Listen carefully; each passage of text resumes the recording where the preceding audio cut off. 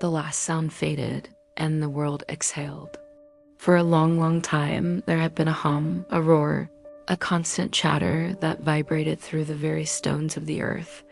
It was the sound of a billion lives, a million machines, an endless chorus of progress and ambition. Now it was gone. The silence that followed was not empty.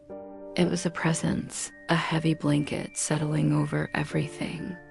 Cities, once monuments of steel and glass, began their slow surrender. Concrete cracked, giving way to stubborn green shoots.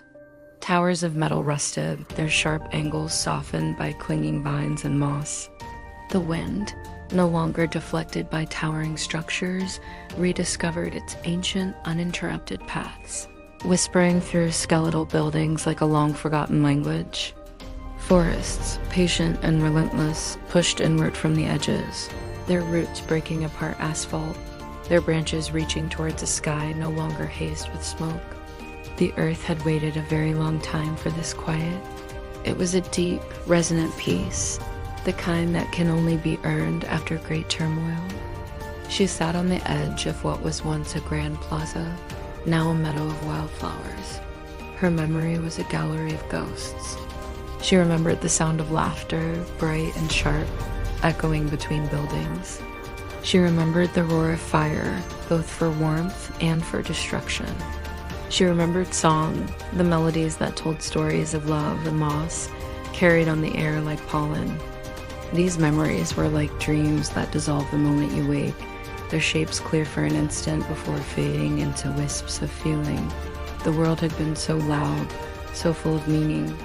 And yet, even in this profound silence, she found herself still listening, not for what was lost, but for what remained. She listened to the rustle of leaves, a symphony in 1,000 shades of green. She heard the buzz of a lone bee, a tiny, determined engine on a mission for nectar. She felt the rhythmic pulse of her own heart, a steady drumbeat against the vast stillness. The silence was never truly empty.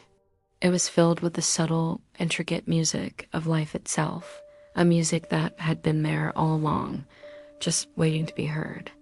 It was just peace, a peace so deep it felt like the planet itself was finally dreaming. The observer watched, and the wind whispered, as time began to remember everything it had forgotten. Thank you for watching. If this story resonated with you, please consider subscribing for more journeys into the quiet places.